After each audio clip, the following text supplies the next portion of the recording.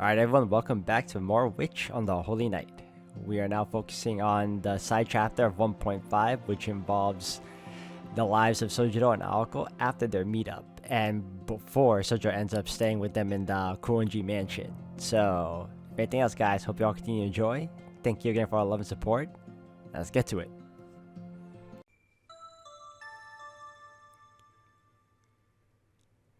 Morning in the city moved incredibly fast. It made one wonder if it was even a morning at all, with people so bright-eyed and bushy-tailed.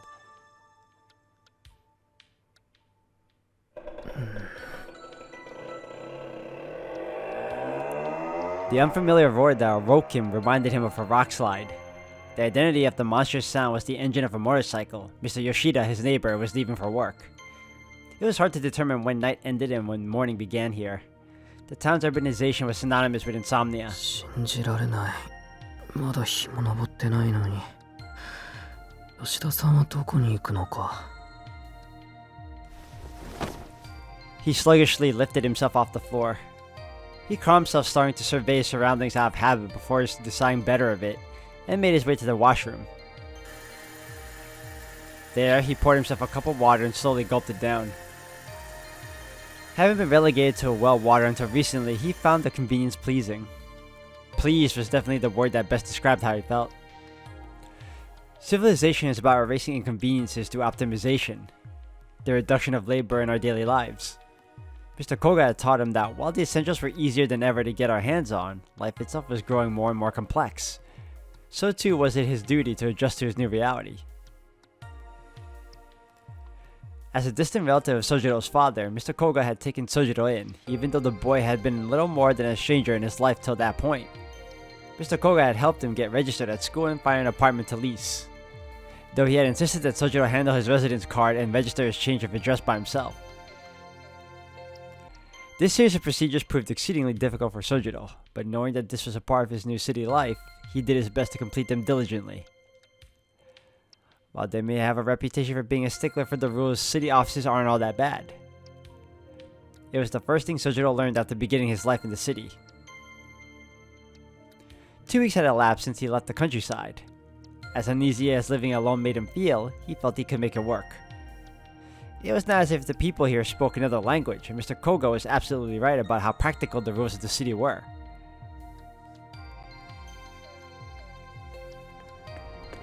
Sojiro continued down the hard but surprisingly walkable path. Before work, he jogged in the park to pass the time. Even exercises like this offered lessons for Sojiro to learn. Each passing person was a new face to look at. The old man who greeted him, the young worker with his eyes to the ground, and the girl on the bench surrounded by birds. They were all unfamiliar sights to Sojiro. Unaccustomed to the city, he labored to understand its rules. Whether they were complex or simple, or completely meaningless.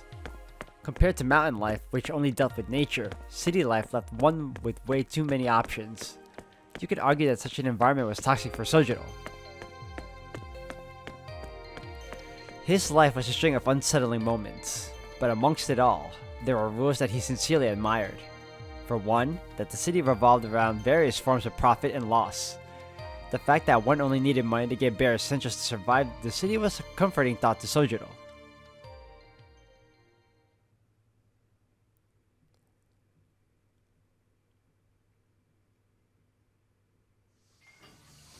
Yeah, そうシンプルな話じゃねえよ。金なんてものはあくまで記号で、本当に大事なのは別にあんだからさ。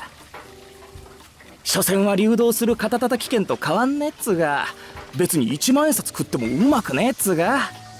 ともかく金で真心は買えねえじゃん。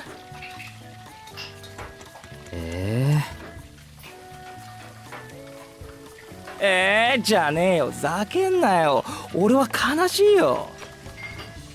ついこの間まで4000ポッチの日当に鹿みたいに首かしげていた正直者がくだらねえ皿洗いをしながら、まあ世の中金だよねなんてボソッと言わないでくれっつな。いや、貨幣制度は素晴らしいと思う。正直物々交換の限界を感じた。それより木の実、ふざけてるとそれ落とすぞ。えっておおやべやべ、次割ったら今度こそ俺の頭が割られちまうからな。忠告サンキュー。それで相談事？何？もしかして金？そうなんだ。とりあえずお金は大事で、たくさんあるに越したことはないって痛感した。なんでできればもうちょっと働きたい。マジ？マシンみたいに皿洗いをこなしながら夢のないこと言わないでほしいな。世の中金じゃねえって言ったばかりじゃんか。やっぱラブじゃんか。ところで水冷たくないですかね。冬場の皿洗いって割り合わねえことこの上ねえよな。そりゃ冷たいけど、これぐらいは我慢しないと。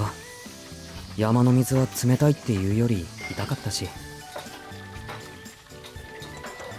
氷水と同じにすんな野生じめ。しかしあれだね、呆れた順能力、いや忍耐力っつうの。レジ打ちすらできなかった新人がよ、たった4日でしみったれた飯屋の社畜になっちまうなんて、やっぱ世の中金ってことかね。資本主義ってすげえ。うるせえぞバカバイト、文句あんならやめちまえ。うちにはごくつぶしにくれてやる小遣いはねえ。 The complaints and chopsticks flew at them like a storm. This mess of a Chinese restaurant manager was a stubborn man who was willing to let minors work for him and didn't shy from violence, even if it was directed at the son of a lifelong friend. Sojiro felt that this is what Sparta must have been like. ほら怒られた。任されたことはきちんとやらないと。優等生め、こっちは何かと反抗したい年頃だっつの。まあいいや、話は変わるんだけどよ。しずき夜に出歩くタイプ？それかチャリンコで出張る趣味？いやまあどっちかでいいんだけど。バイトの帰りはほとんど夜になるけど、そういう話じゃないんだよな。夜の散歩も遠出も趣味じゃないけど、それが？いや何さ、しずき引っ越してきたばかりだって言うからよ。俺らが言うのもなんだけど、うちちょい治安が悪いっての？柄が悪いわけじゃねえんだけどな。年間10人くらい通り魔事件っての？そういうの起きてっから。通り魔ってなんだ？そっからかよ。なんだほら、カバン強盗でもないか。辻斬りってのが近いのか。住宅街とかまだ森が残ってる方によく出やがるんだよ、そういうおかしいのが。なんであんまり夜遅くは出歩くなよな。三崎岡の公園とか有名な怪奇スポットだから。通り魔の犯人は口裂け女だったって話知らねえか？ごめん、まずその口裂け女ってのがわからない。怪談だよ。口が耳まで裂けてるってやつ。今じゃさすがに時代遅れだけどよ。なんだっけ？深夜の道にな、コート姿の女が待ち伏せていて、私、綺麗？とか聞いてくるんだよ。で、綺麗って言っても、いまいちって言っても家まで追っかけられて殺されるの。女の少年はおっかねえっつうか、アメコミの怪人っぽいっつうか。いや、それ本気で怖くないか？家まで上がってくるのか、その女の人。窓から入ってくるらしいぜ。ガサガサとこうゴキブリみたい。ギャッのクソガキが、厨房でその4文字は禁止だってんだろ。殺すぞ。 The back of Kinomi's head exploded in pain with the impact of his boss's frying pan. Sojiro was reminded of just how dangerous this town could be. 殺すってバカじゃねえの？普通そっちの方が禁止用語じゃねえの？ここレストランなんだしさ。いや、あんまうまくねえけど。木の実、頭大丈夫か？え？ああ、心配無用。俺なんだか頑丈さには定評があるから。特に頭部について。ともかく、そういうわけなんで夜の暗がりは気をつけるぞなもし。しずき、見るからにかもそうな顔してるし。ありがとう。ところで、年間10人というのは多い方なのか？知んねえよ。少なくはないだろうけど多い方でもないんじゃねえか。うちの通り魔事件が他に比べて厄介なのはまだ犯人が見つかってないってことだからね。 He laughed cheerfully. Kinome was probably trying to take the edge off his story, but the noble intention of his laugh was completely lost on Sojiro. His friendly warning was equally futile. Sojiro was simply impressed that Kinome was able to laugh it off.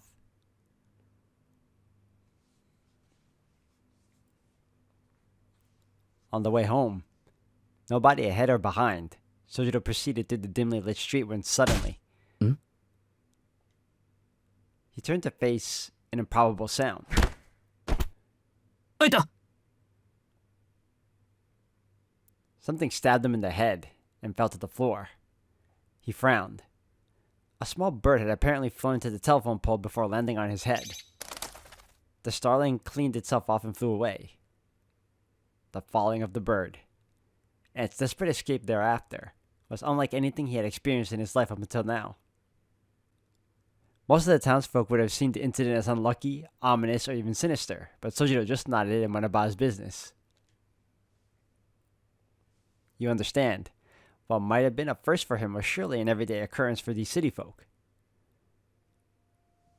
Oh, that was pretty short. Okay. Let's move on to 7 Days of Spinning of Volume 2.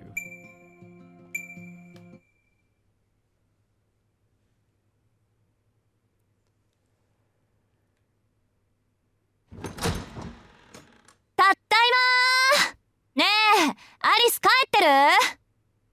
教会から帰るとき、商店街でお土産もらっちゃった。伊勢屋のせんべい、一緒に食べない？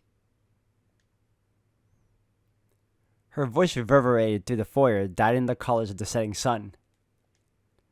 It was after 5 in the afternoon when Aoko, still in her uniform, cheerfully returned home. She had finished her student council duties and attended her monthly meeting with the church. おかえりなさい。その様子なら何事もなく終わったみたいね、青子。The voice was coming from the second floor. In contrast with Aoko and her boundless energy, a considerably calmer girl descended from above. 難癖はつけられたけど滞りなく。うちの問題はうちの問題だから、今回も手は出さないって方向でまとまったわ。それでいいのよね、アリス。ええ。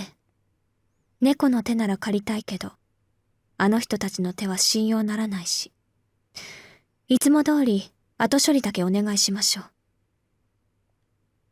賛成。後ろからバッサリやられかねないしね。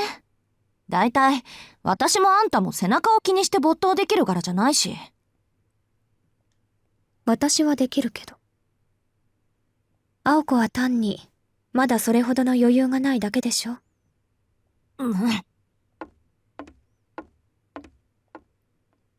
With the graceful sounds of her steps, Alice entered the foyer. As she did, Aoko's eyes were directed toward the skylight above. ガラス、曇ってるわね。そのことで話があるわ。今日の課題が終わったらだけど。青子、体の調子は？疲れているなら休みを入れてもいいけど。え？何よ、気味悪いな。気遣いされることなんてないってば。いつも通りの一日だったし。そんな疲れた顔してる？私。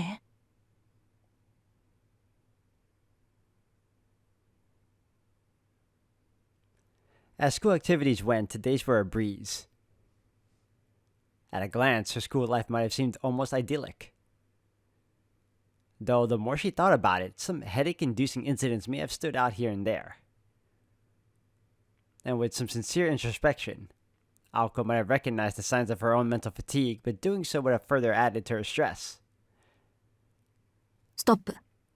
なんで帰ってきてまであんなののことで疲れなくちゃいけないんだ、私。今日の課題って初歩のウィッシュでしょ？問題ないわ。すぐ始めましょう。今日はなんか勢いでうまくいきそうな気もするし。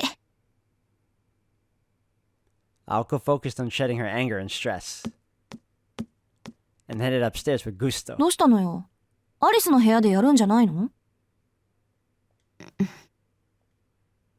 The formerly dressed Alice nodded in slight dissatisfaction. それで、伊勢屋のせんべいって今日の？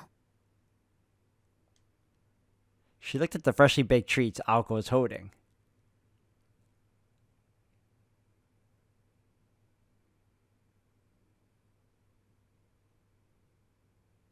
In the end, their lesson took place after Alice had her cup of tea. For an apprentice like Aoko, Alice Kuonji was the kind of roommate and teacher that was hard to come by. If she insisted that Aoko rest to preserve her health, Aoko had no choice but to comply. The lesson was over after 2 hours, so the two finished the dinner they had prepared and decided on a change of venue for where they would spend the last hours of the day.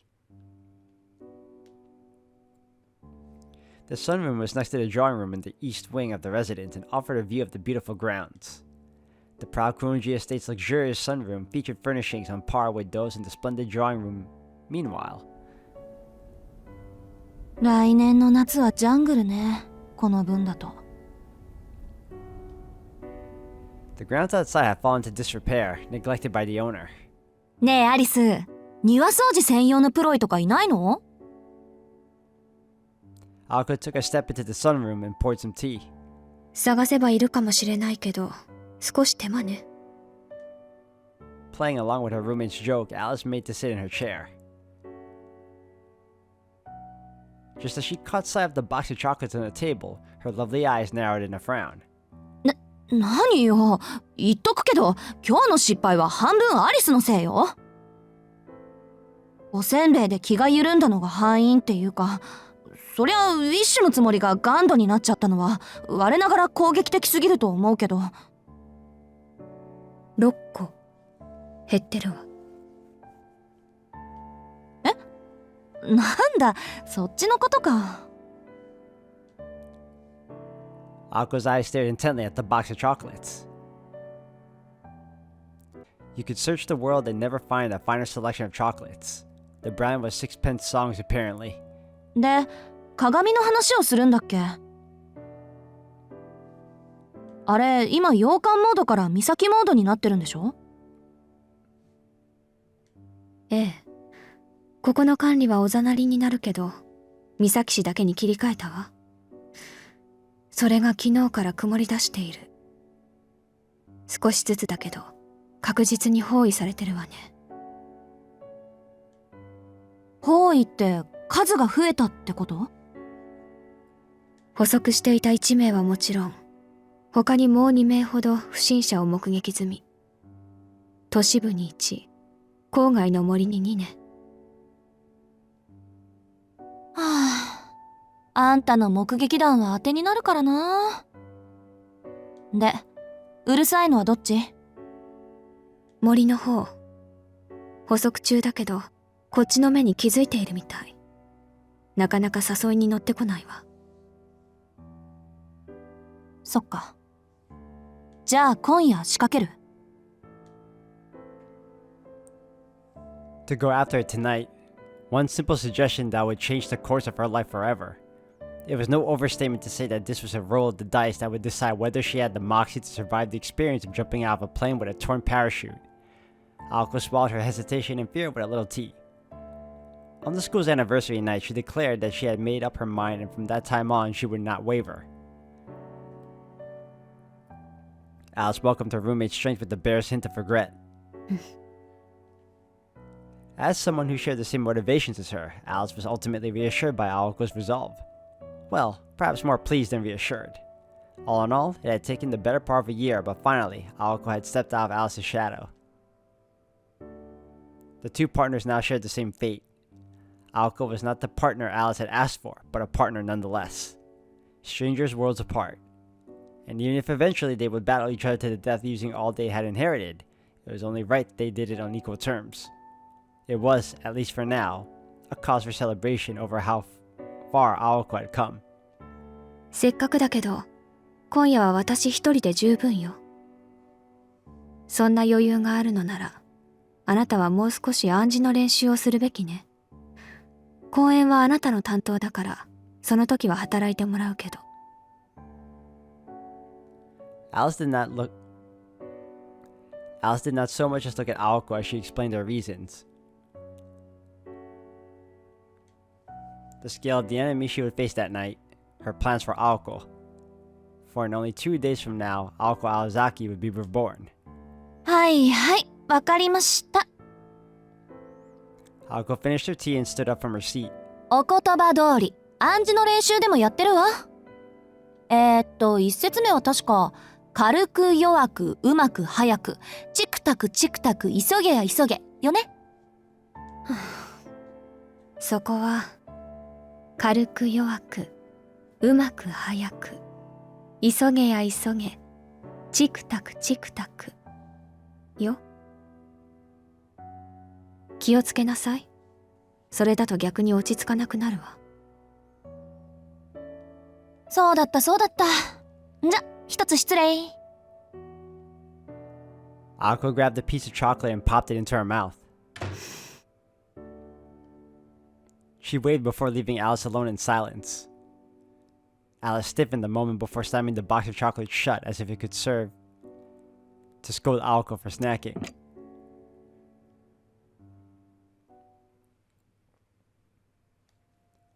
These are pretty short. Okay. "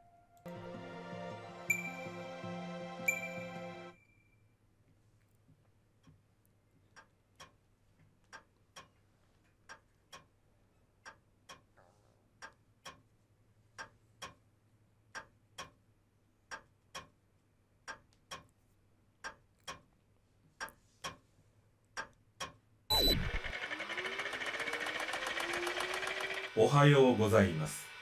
午前0時を確認しました。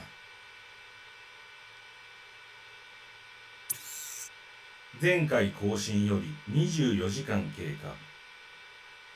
バックアップ開始。レコード送信。周囲の地形をスキャンします。大気成分、窒素異常なし、酸素異常なし、アルゴン異常なし、二酸化炭素異常なし、第5仮説要素、異常、異常、異常、あり。周囲の時空連続体に齟齬を確認。第一種危険物との遭遇と断定。視覚領域を主観から客観に変更。自立回路を予備電源に、計測回路を主電源に変更。カメラを赤外線計測から虚数線計測に変更。では、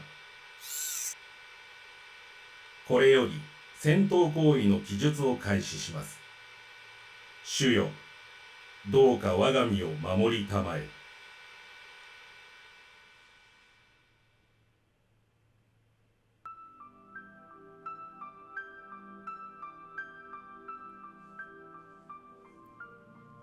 Misaki City was a thickly wooded area. Urban development continued unabated, but Mother Nature still drew breaths in its outskirts. Wise-old trees had been turned to lumber. The leaves had begun to turn to mulch. Even though the birds had curiously tilted their heads and moved on, the verdure lived on, a testament to its enduring strength. Until the time came that the devouring light of civilization became powerful enough to encroach upon nature's mysterious domain.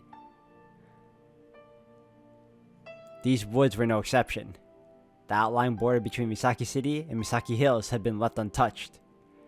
Though driven from their nests and dens here, wildlife continued to subsist even today. No longer able to return to the days before man, this was just any other forest situated next to a town. Hey dido dido, the cat and the fiddle. Winter had arrived in the woods. The chill cut like a razor. The icy air so thick it could reach one's bones. Exposed cheeks stiffened and wisps of breath formed swirls in the air before disappearing. It was 1 degree above freezing. The cold snap penetrated every nook and cranny of the woods from the ground to the trees to the wildlife.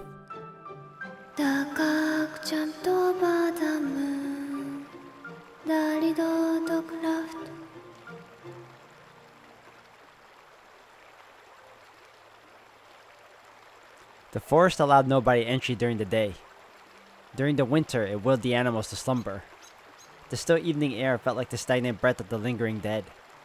The forest consumed the moonlight, obscuring the sight of even the closest of precipices, and hastening the untimely doom of any soul unfortunate enough to become lost within. The only noises to be heard were the whisperings of the wind and the murmurings of the stream. The immortal darkness stifled any sense of life. Not the breath of an animal, much less that of a person, was drawn in this place. However, a figure in black, not of this place, skulked with it. It cast the tiniest, frailest of silhouettes, like a small boat lost in a sea of fog.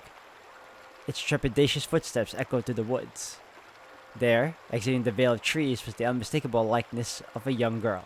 To see such cleft under this run away with the spoon. 来たぞ来たぞ。いるぞいるぞ。誰が誰と誰が？お腹は減ったの？お腹は鳴ったさ。どっちが食べる？どっちも食べる。君は左手。お前は右手。歓迎しないと。感激しないと。何しろようやく楽しいお客。ついでにお腹と脛骨も。せっかくだからよく噛まないと。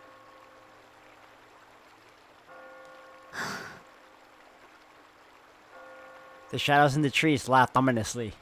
A hallucination? An illusion? Or perhaps something real? The shadows frolicked in time to the girl's pace. さあさあさあさあ。もっと奥へもっと奥へ。ところでダイスは細工済み？お腹の重いローデット。端っこかじったエッジワーク。どうでもいいけど肝心要の6の目だけは出さないように。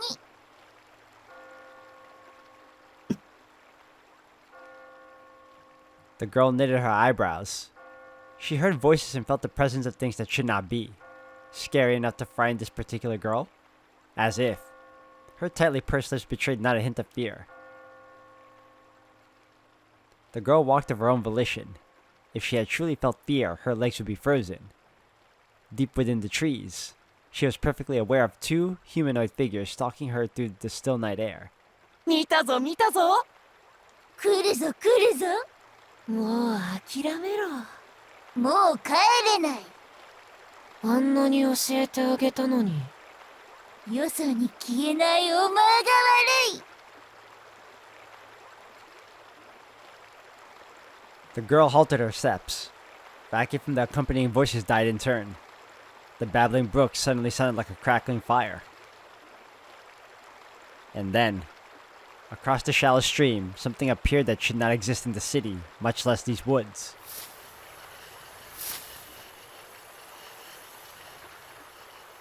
こんばんは。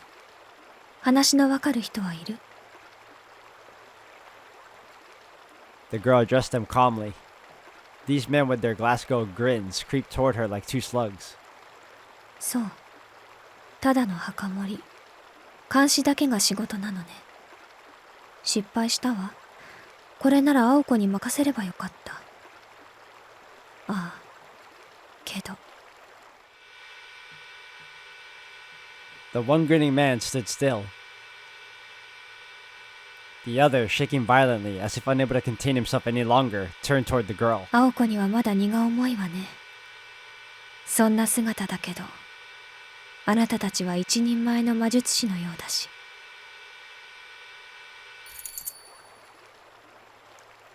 Her black outfit stirred. In her right hand, she had a vitreous cat darker than the deepest night. The two Glasgow men let out a yelp of caution and incoherent fear. It was at this moment that they finally bared their intent and emotion. さようなら、お客様。きっと一瞬だろうから、お別れだけ言っておくわ。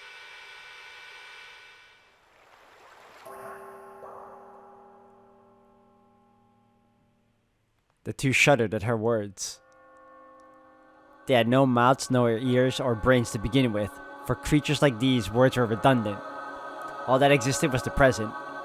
For these soulless creatures, fears and hopes were nothing more than an unimaginable future. then what could be this feeling of foreboding they felt? The spine-chilling miracle that would rip them to pieces not moments from now. さあごっこ遊びをしましょうお人形さん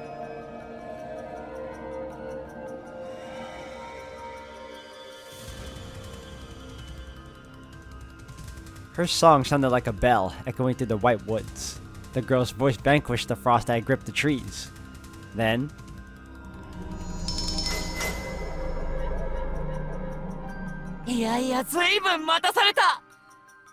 oh, see, that's new. I never saw that before. さあ赤ずきんの登場だ The curtains opened on Diddle Diddle, the banquet of the night. In confusion, one slit-mouthed man swooped toward the girl. In fear, the other fled into the woods behind them.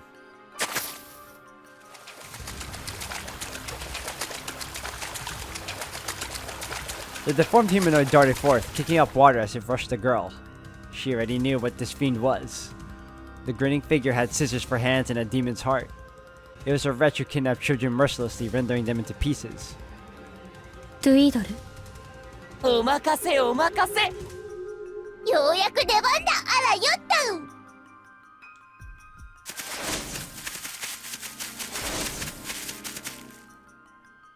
The piglets bounded and rebounded like paddle balls. The stuffed animals, over 3 feet in length, jumped and weaved their way between the trees.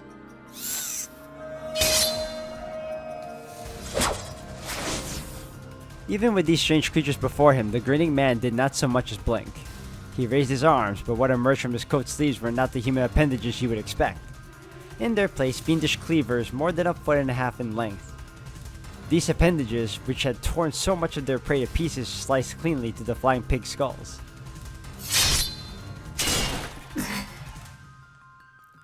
His limbs froze in place. The pigs' bodies were sliced perfectly in half. And then, bisected from head to tail, the pig's innards became an alligator jaws and clamped down upon the grinning man's arms. From fingertips to shoulders, they were swallowed whole. It was all it took to rob the man of control over his entire body.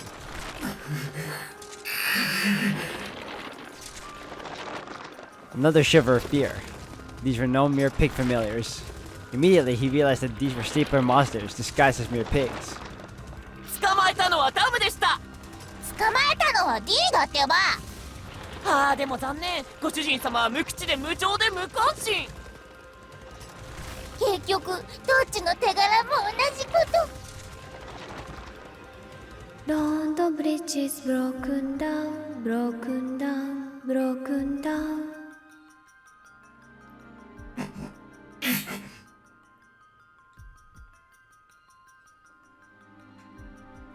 Impossible, its presence murmured 3 times. Not possible. Not possible. Not possible. Talking pigs were one thing. Even having one's arms chomped off was in the realm of occupational hazard. In an instant, the wood was enveloped in a dense wave of magical energy. Though vexing, it was still impressive. None of these facts were particularly extraordinary. These rare familiars, their bizarre attack, and sheer innate magical energy to overwhelm others. He had experience with all these things. His employer was skilled enough to achieve all of this as well. However, どうするどうする。いつまで放置？手足一本まばたきだって贅沢だ お支払いは面倒でもできればポンドでお願いします。 what were they? Not vessels, not living creatures, not beings powered by magic circuits. Even though only his arms had been bitten, none of his body would move. It was nothing like being bound or weakened. This felt more like it had become words written in a book, fated to keep to their page.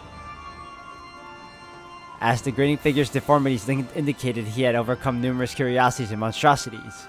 Illusions, enthrallment, compulsions. Freezings, putrefactions, and even petrifications, a power granted to only the pinnacle of mystic eyes. From poisons to magecraft, he had weathered a great deal. But this was something different altogether.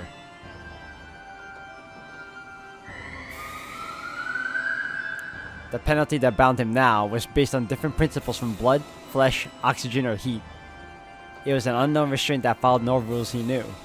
Indeed, though, it was terrifying to admit. It was as if he encountered something alien to everything in this world. London Bridge is broken down, broken down, broken down. London Bridge is broken down, my fair lady.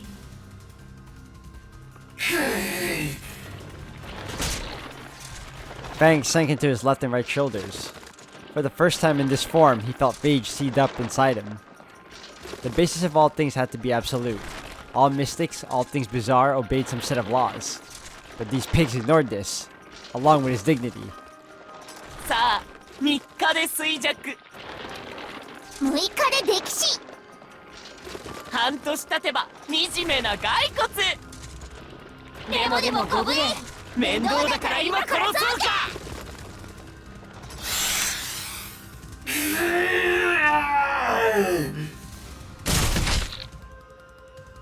A howl.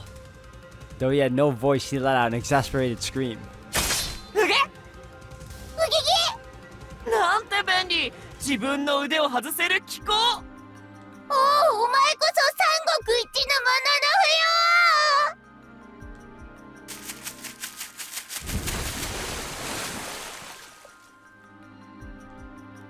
要。 The talkative pigs fell into the stream. That exasperated scream was the sound of the figure tearing his arms from their sockets. Armless, he rushed the girl. 役立たず。後でお仕置きが必要ね。He may have lost his mangled arms, but not the object of his malice.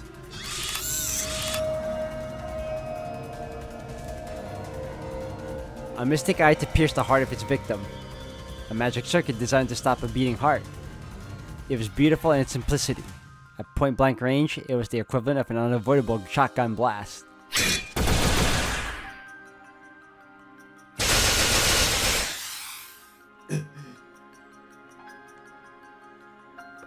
But, tragically, that eye was all he had.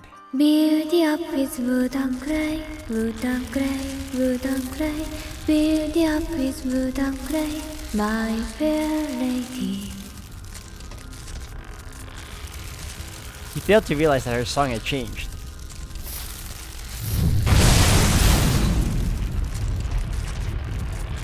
For the giant, the earth-shattering strike was akin to the act of shooing away an insect. Its green verdant veins pulsed. Oaken bark covered its body, hardened sufficiently over centuries to repel even a chainsaw. On its forehead, inscribed in all manner of colors, was the word Emek. Though judging from its spelling, the inscription was purely decorative.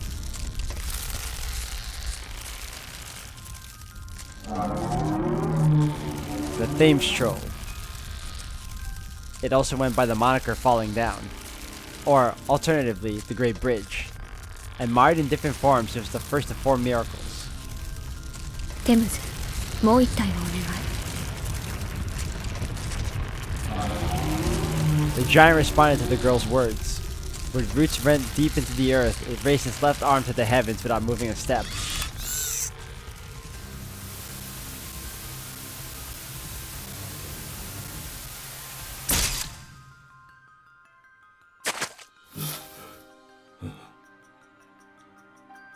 Elsewhere in the forest, the grinning figure who had chosen to flee the battle was running through the night forest at full speed. Record and provide detailed description of the enemy. Those were the orders assigned to him. He poured all of his energy into escaping this forest which he had become so similar. In case of emergency, the plan was for one to challenge the enemy while the other made a tactical retreat in order to report to their master. He dashed through the forest. Though gripped by fear, he was confident in his ability to perform the mission he was designed for. Nothing could catch him in these woods. Even the wolves could not track him. His bird-like legs stumped as they kicked the ground. Perhaps it was his creator's eccentric taste that dictated their form when optimizing them for running. The grinning man could reach a maximum speed of 45 miles per hour. Well, past the limit of any bipedal creature. After securing a distance of several miles, he turned around to confirm his safety. There was no sign of pursuit. His crescent-shaped mouth neighed, eyes slackened in relief. And then, after facing forward once more, he looked up to lock eyes with his doom. London Bridge is broken down, broken down, broken down. In the distance, you could hear the dark rhymes of Mother Goose. Countless vines extended from the ground. They formed into a monstrosity that conjured up images of an arched bridge, something resembling a giant arm.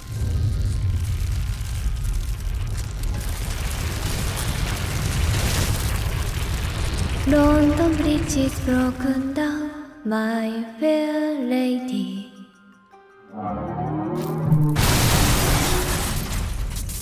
最終報告。生還は困難。解析は困難。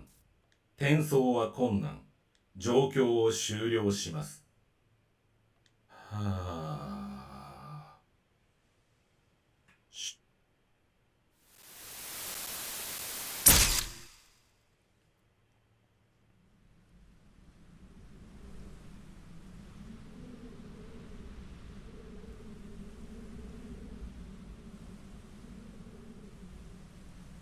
済んだよね。お疲れ様。戻ってテムズ。次はもっと高価な場所ならいいのだけど。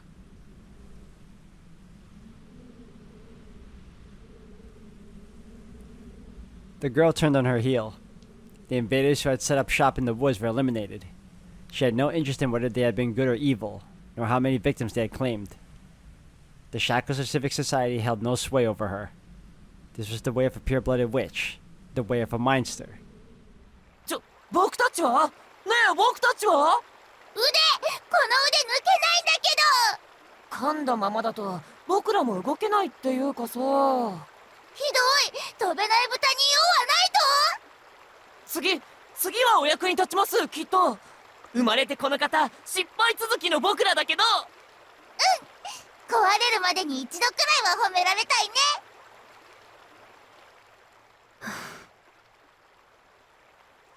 The girl let out a sigh and stepped into the stream. She removed her gloves and dipped her slender fingers into the ice water. 6の目は出すなって言うけど、6の目しか出ないようになってるわよね、あなたたち。There was no response to her melancholy tone. In place of the one boisterous pigs were two black dice, now sitting in the palm of her hand. As the girl was about to say something to the scattered remains around her, she realized something that made her put a hand to her mouth. お別れは済ませていたわね。目ぐらいは聞いておくべきだったかしら。